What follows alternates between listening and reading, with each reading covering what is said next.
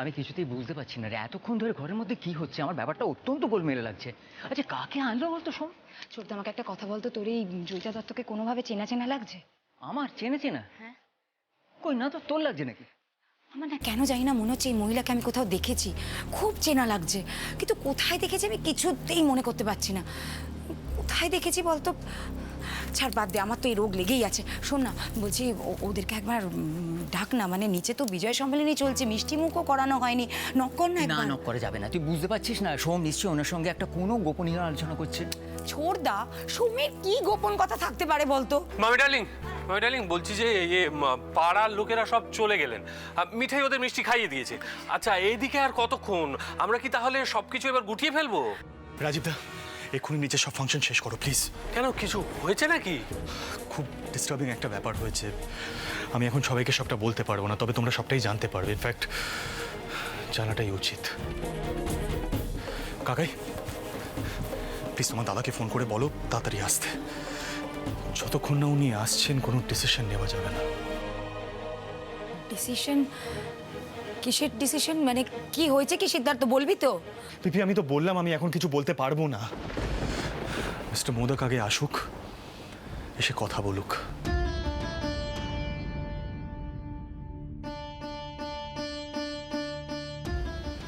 তারপর আমি সবাইকে সবটা জানাবো। কাকাই প্লিজ ফোনটা করো তাড়াতাড়ি। দাদা তুমি কত দূরে বলো তো? চলে এসছো? তুমি একটা কাজ করো তো, সোজা উপরে চলে এসো। হ্যাঁ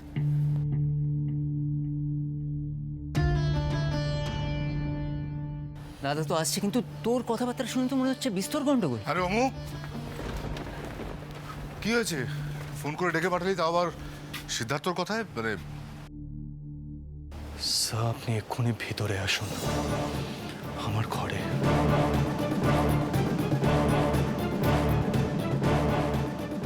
কোথায়? আমার ঘরে একজন আপনার জন্য ওয়েট করছে অনেকক্ষণ ধরে। আমার জন্য ওয়েট? কে কে এসেছে? To come.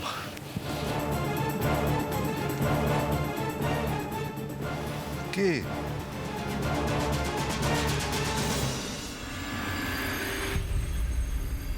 ছোড়দা, তোকে আমি বলছিলাম না এই মহিলাকে আমার খুব চেনা চেনা লাগছে। মনে পড়েছে, জয়িতা দত্ত। জয়িতা দত্ত বর্দার কলেজে পড়তো, বর্দার থেকে জুনিয়র ছিল। তোর তোর মনে আছে একবার আমি আর তুই বর্দার সাথে কলেজে সোশ্যালে গিয়েছিলাম, ওখানে জয়িতা গান গেয়েছিল। কিন্তু এই মহিলা এত বছর পর এই বাড়িতে, তাও আবার সোমের সাথে এলো কেন? দিদি, উচ্ছেবাবুর হাব ভাব কিন্তু আমার একদম ভালো লাগছে না। উচ্ছেবাবুর মাথার ঠিক নেই। গোপাল গোপাল ফিরে ছেলে, ফিরে ছেলে।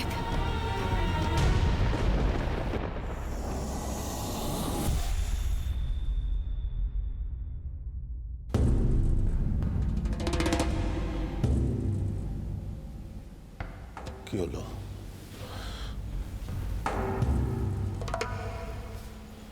চুপ করে আছো কেন সমরেশ? জয়িতা যা বলছে সেগুলো সব সত্যি? তুমি সোমের বাবা, নিজের সন্তানের অস্তিত্ব অস্বীকার করেছো তুমি? এত বড় একটা অন্যায়কে এতকাল চাপা দিয়ে রেখেছিলে? বড় বৌমা সোমকে এ বাড়িতে নিয়ে এসেছিল মানুষ করবার জন্যে, তুমি আজ পর্যন্ত তাকে গ্রহণ করনি।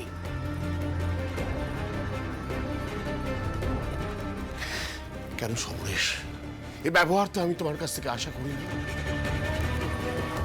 কিন্তু দাদাই বিশ্বাস করো, আমি এই কথাগুলো শুনে একটু অবাক হইনি।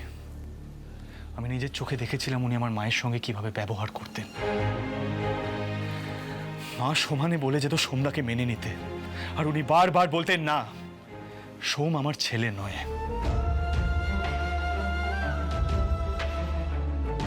কোন মুখে এই কথাগুলো বলতেন আপনি?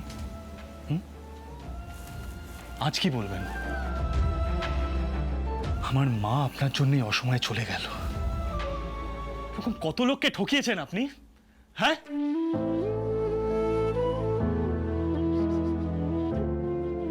আমার বড় গলায় বলেন আমি সম্পর্কে তোমার বাবা, আমাকে সম্মান করতে হবে। কি করে বলেন এগুলো, কি করে? হয়ে গেছে, আমাকে যার যা বলা ছিল হয়ে গেছে।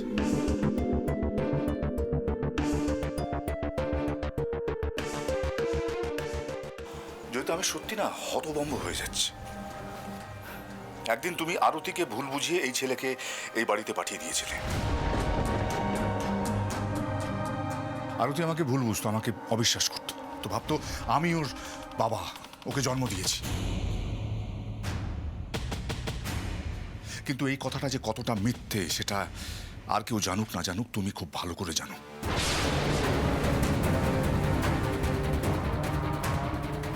আজ তুমি আমার পরিবারকে আমার থেকে দূরে করতে চাইছো, এতগুলো বছর বাদে।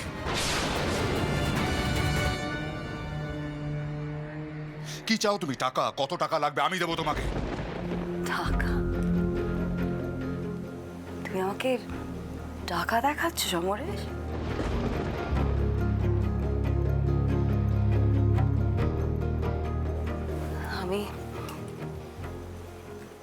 আমি সোমের সম্মানের জন্য এসেছি এখানে, আর তুমি পদে পদে ওকে অপমান করেছো। আচ্ছা কেন করতে বলো তো? কোন সাহসে করেছো? মানেটা কি? তুমি এইসব কথাবার্তা বলে আমার পরিবারকে আমার থেকে দূরে করতে চাইছো, তাই তো? আর এই যে সোম, তোমার মতলবটা কি? কি চাও তুমি? আমাকে বদনাম করে ব্ল্যাকমেল করতে চাও? ঘাড় ধাক্কা দিয়ে বার করে দেবো বাড়ি থেকে আমি তোমাকে। আরতিকে পই পই করে বারণ করেছিলাম তোমাকে এই বাড়িতে ঢোকাতে, কিন্তু কোনো কথা শুনেনি আমারও। কি হলো? কি চুপ করে দাঁড়িয়ে আছো কেন? এই মহিলাকে সঙ্গে নাও, বাড়ি থেকে বেরো এক্ষুনি, নাহলে সত্যি সত্যি আমি তোমাকে ঘাড় ধাক্কা দিয়ে Enough.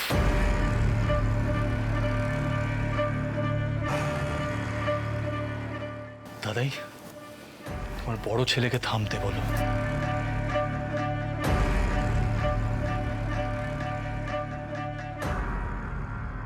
বাবা, বাবা একটু শান্ত হও না প্লিজ বাবা।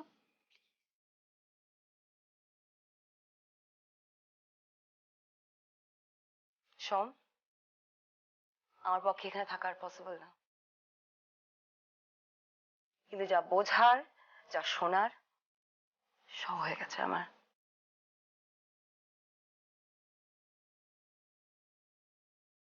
মেসোমশাই, আমি আজ আসি কেমন, কিন্তু আমি আবার আসবো, আমার ছেলের অধিকারের জন্য আসবো।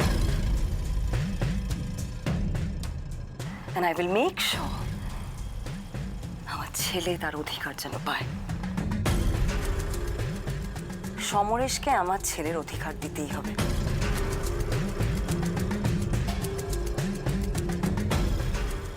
নাহলে আমি ছাড়বো না। আজ আসি কেমন? সোম, এসো, আমায় এগিয়ে দেবে। নমস্কার।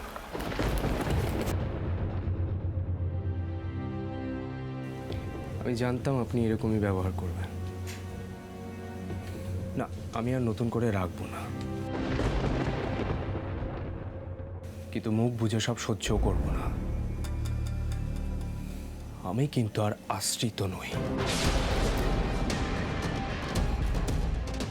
আমি সিদ্ধার্থ সত্যিকারের বড় দাদা, আর খুব দুঃখজনকভাবে আপনারই বড় ছেলে।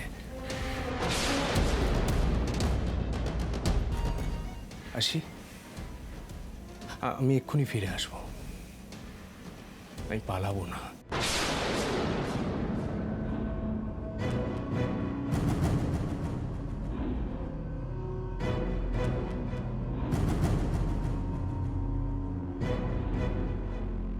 এরপরেও আপনি চান আমি আপনাকে সম্মান করি, তাই তো?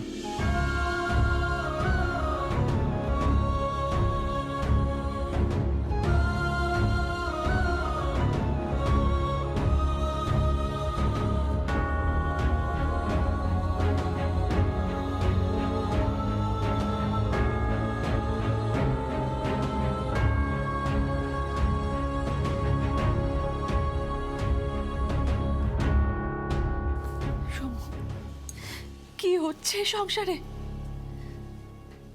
তুমিও বিশ্বাস করো এই কথাগুলো মা? তুমিও জয়িতা যা বলে গেল, যা যা বলে গেল, তুমি সেগুলো বিশ্বাস করো? তুমি এটা বিশ্বাস করো যে আমি সোমের বায়োলজিক্যাল ফাদার? তুমি এটা বিশ্বাস করো যে আমি ওকে জন্ম দিয়েছি? না সোম, আমি বিশ্বাস করি না। কিন্তু মেয়েটা তো টাকা পয়সা, নিজের অধিকার কোনো কিছুই চাইতে আসেনি বাড়িতে। ও বড় বৌমাকে যা বলেছিল, আমাদের যা বলে গেল, কেন বলে গেল? আর এত জায়গা থাকতে ও সোমকে কেন এই বাড়িতে পাঠালো? সত্যি তো এর আগে তো কোনোদিন মেয়েটা এই বাড়িতে আসেনি। সমরেশ, ছবিটা দেখে তো মনে হচ্ছে তুমি বেশ ভালোই চিনতে জয়িতাকে, এবং বেশ ঘনিষ্ঠতাও ছিল। কি সমরেশ, ভুল বলছি আমি?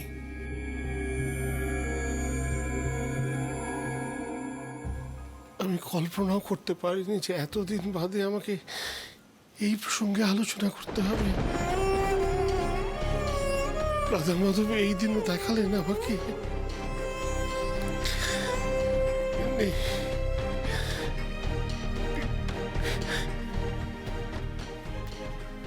আমার শরীরটা ভালো লাগছে না। আমি জানি না গিন্নি, আর কি কি ঘটবে আমাদের পরিবারে। রাধা মাধব আর কি কি দেখাবেন আমাকে, আমি কিছু বুঝতে পারছি না গিন্নি। আমি কিছু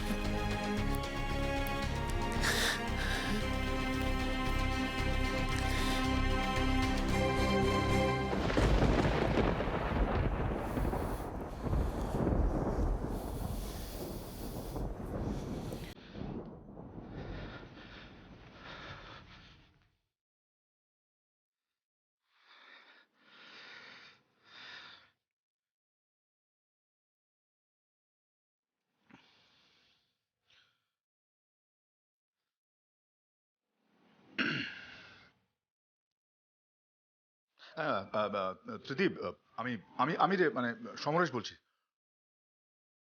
হ্যাঁ হ্যাঁ, মানে বলছি তোর সঙ্গে একটু কথা ছিল রে, খুব আর্জেন্ট। হ্যাঁ বলবো বলবো, তুই তুই কালকে একবার অফিসে আসতে পারবি? হ্যাঁ হ্যাঁ হ্যাঁ, ঠিক ঠিক ঠিক আছে, ঠিক আছে, ফোনে কথা হয়ে যাচ্ছে। প্লিজ আসিস কিন্তু। হ্যাঁ, রাখছি।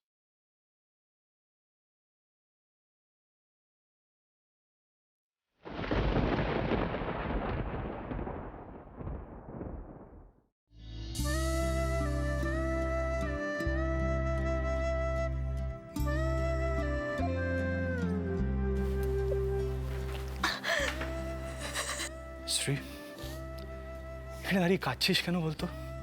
আরে ওই লোকটার জন্য নিজের চোখের জল নষ্ট করিস না প্লিজ, হি ডাজন্ট ডিজার্ভ ইট। আমার না ইচ্ছা করছে সব ভাঙচুর করে দি। উনি কিন্তু এখনো নিজের দোষটা স্বীকার করলেন না শ্রী। উনি আমার মাকে মেরেছেন, is a murderer Shri. Please চুপ করবি তুই। বাবা সম্পর্কে এসব কথা বলবি না তুই আমার সামনে। তুই বুঝতে পারিস না, আমি তো ছোট থেকে শুধু বাবাকে পেয়েছি। বল দাদা ভাই, আমি জানি তোর হয়তো বাবার উপর রাগ হচ্ছে, কিন্তু বিশ্বাস কর আমার হচ্ছে না, শুধু কষ্ট হচ্ছে, খুব কষ্ট হচ্ছে। বিশ্বাস কর আমি আর পারছি না দাদা ভাই। শ্রী শ্রী শ্রী শ্রী শ্রী শ্রী তাকাও তাকাও, it's okay Shri, it's okay please upset হয়ে যেও না। তুমি আমার সঙ্গে বাড়ি চলো। দাদা আমাকে বাড়ি নিয়ে যাচ্ছি, তোর একটু পরে আয়। ওর এখন এখানে থাকা ঠিক হবে না, তুমি বাড়ি চলো প্লিজ। না না রাতু, না, আমি এখন যেতে পারবো না। বাবা তো বাবা, জানো না রাতু, এখানে অনেক কিছু হয়ে গেছে, আমি তোমাকে সবটা খুলে বলতেও পারবো না। আমি জানি, আমি সবটাই জানি, সেটা আমাদের সবটাই বলেছে।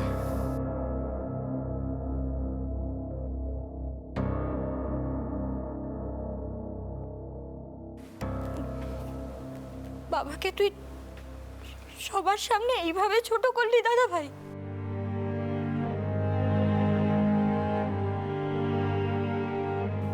রাতুল, রাতুল বাবা বাবা বাবা তখন কোথায় ছিল? রাতুল বাবা আঙ্কেল বাড়ি থেকে বেরিয়ে গেছেন, আর এখন ওনাকে প্লিজ একটু একা থাকতে দাও। তুমি সিটের উপরে রেগে যাচ্ছ কেন? ওরও তো কোথাও না কোথাও আঘাত লেগেছে, ধাক্কা লেগেছে, একটু বোঝার চেষ্টা করো। তুমি প্লিজ এখন বাড়ি চলো। দাদা বোঝা না প্লিজ। মেজগিন্নি, আমারও কিন্তু মনে হয় রাতুল ঠিক কথাই বলছে। বড় মামার এখন একটু একা থাকাটা দরকার। তুমি বাড়ি যাও, বাড়ি গিয়ে একটু রেস্ট নাও। রাতুল নিয়ে যা। Please give yourself some time. Please relax. হ্যাঁ, সব ঠিক হবে। তুমি এসো এসো, কাম।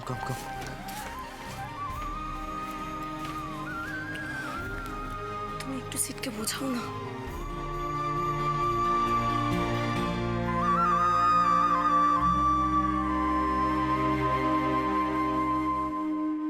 দেখো ভাই সিদ্ধার্থ, আমি বুঝতে পারছি তোমার মনের মধ্যে কি চলছে।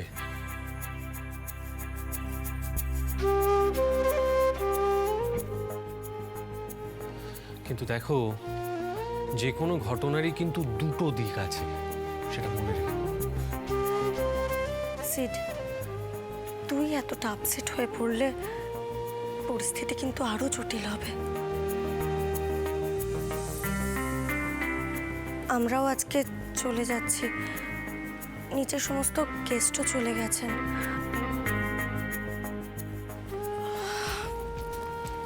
মিঠাইয়ের পায়ের ফোলাটা একটু বেড়েছে, আমরা ব্যান্ডেজ করে দিয়েছি, তুই একটু দেখিস প্লিজ।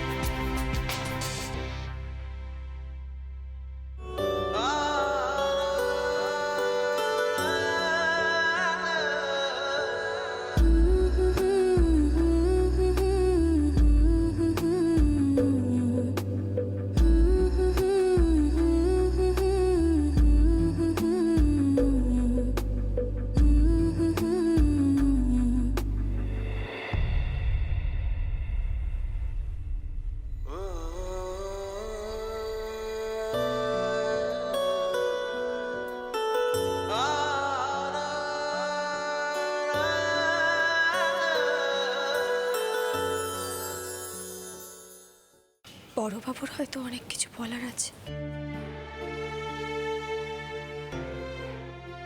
বর্দারা হয়তো পুরোপুরি ঠিকটা বলেনি। না মানে আমি বলতে চাইছি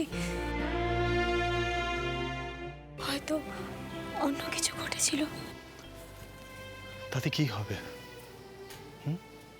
তাতে কি হবে? আমার মা ফেরত চলে আসবে, না সন্ধ্যার যন্ত্রণাগুলো মুছে যাবে? কোনটা? এই বাড়ির বড়বাবু যে কত বড় অন্যায় করেছে, কতটা ড্যামেজ করেছে, সেটা তোমরা কেউ জানো না। আমরা সবাই কি দেখছি যে সন্ধ্যা রেকগনিশন পাওয়ার জন্য কতটা নিচে নেমে গেল। কিন্তু এসবের পিছনে কে আছে? আসল কালপ্রিট উনি। আর তার চেয়েও বড় কথা হচ্ছে, এত সব হয়ে যাওয়ার পরে ওনার কোনো অনুতাপ নেই কোনো কিছুতে। উনি এখনো বড় গলায় বলে যাচ্ছেন, সোম আমার ছেলে নয়।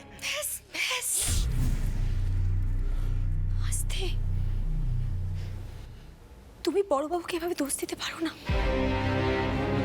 অনেক তো বলেছ, এবারে সবাই খুব ভেঙে পড়েছে, আর এখনো তো কেউ সত্যিটা জানে না। জানে না মানে আবার কি? কি বলতে চাইছো তুমি? জয়িতা ম্যাম সন্ধ্যার মা নন? এ বাড়ির বড়বাবু তো সবার সামনে স্বীকার করলেন যিনি অনেক বছর ধরে খুব ভালোভাবে জয়িতা ম্যামকে চেনেন। আর এটাও তো অস্বীকার করলেন না যে জয়িতা ম্যামের কথাই মা সন্ধ্যাকে বাড়িতে নিয়ে এসেছিল। ওনার একটা রেপুটেশন আছে, উনি সেটা নষ্ট করতে চান না বলে প্যারেন্টহুডটা ডিনাই করছেন। আমি বুঝতে পেরেছি সোমদার বাবা বড় বাবুই, সেটা আমি বুঝতে পেরেছি। আমার মা এত বছর ধরে বড়বাবুর প্রত্যেকটা দোষ ঢাকতে ঢাকতে নিজে ভিতর থেকে শেষ হয়ে গেছিল। বড়বাবুর হয় না আমার সামনে কোনো কথা বলতে আসবে না, কখনো বড়বাবুকে আমার সামনে ডিফেন্ড করতে আসবে না। মিঠাই, বলে দিলাম আমি কিন্তু টলারেট করব না।